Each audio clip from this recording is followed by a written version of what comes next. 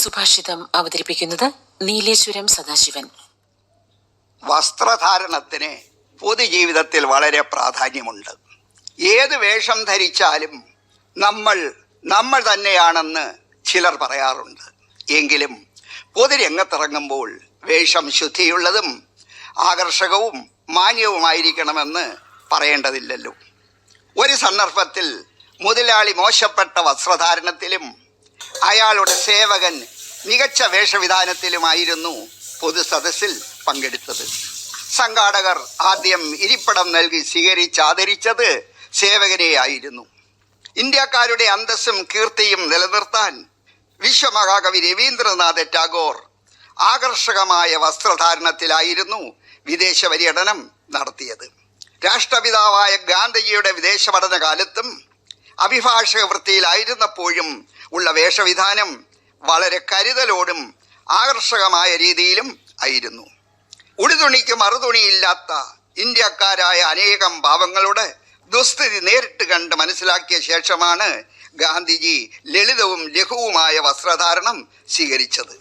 വസ്ത്രധാരണം മെച്ചമല്ലാത്തതിനാൽ ചില ചില്ലറ പ്രതിസന്ധികൾ ഗാന്ധിജിക്കുണ്ടായ കാര്യം വിസ്മരിക്കരുത്.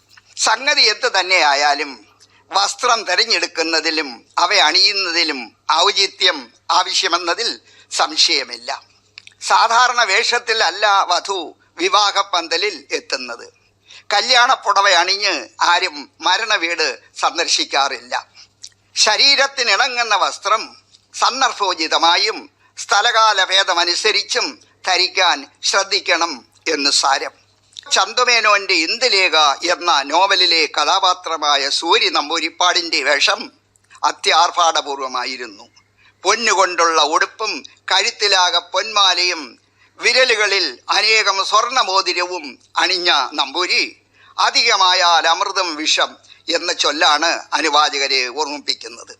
അദ്ദേഹം ഒരു പരിഹാസ കഥാപാത്രമായാണ് വായനക്കാരുടെ മനസ്സിൽ ഇടം പിടിക്കുന്നത്.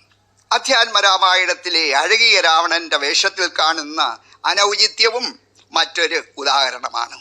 ചുരുക്കി പറഞ്ഞാൽ നാം ധരിക്കുന്ന വേഷം നമ്മുടെ സംസ്കാരം, വ്യക്തിത്വം എന്നിവയ്ക്ക് നിദർശനമാകണം. അത്യാഡംബരങ്ങൾ ഒഴിവാക്കി സന്ദർഭോചിതമായും മാന്യമായും വസ്ത്രം ധരിക്കണം. അത് നമ്മുടെ സാമൂഹിക ഇടപെടലുകളിൽ ആത്മവിശ്വാസം വളർത്തുകയും മറ്റുള്ളവരിൽ മതിപ്പുളവാക്കുകയും ചെയ്യും. വിദ്യാർത്ഥികൾ, സമാധാന പാലകർ, ആതുര സേവകർ, ബസ് കണ്ടക്ടർ തുടങ്ങിയവർക്ക് ഏകീകൃത വേഷമുണ്ട്. അന്യർക്ക് അവരെ തിരിച്ചറിയാനും കർത്തവ്യത്തിൽ ശുഷ്കാന്തി പുലർത്താനും പ്രസ്തുത വേഷവിധാനം ഉപകരിക്കുമെന്നതിൽ സംശയമില്ല.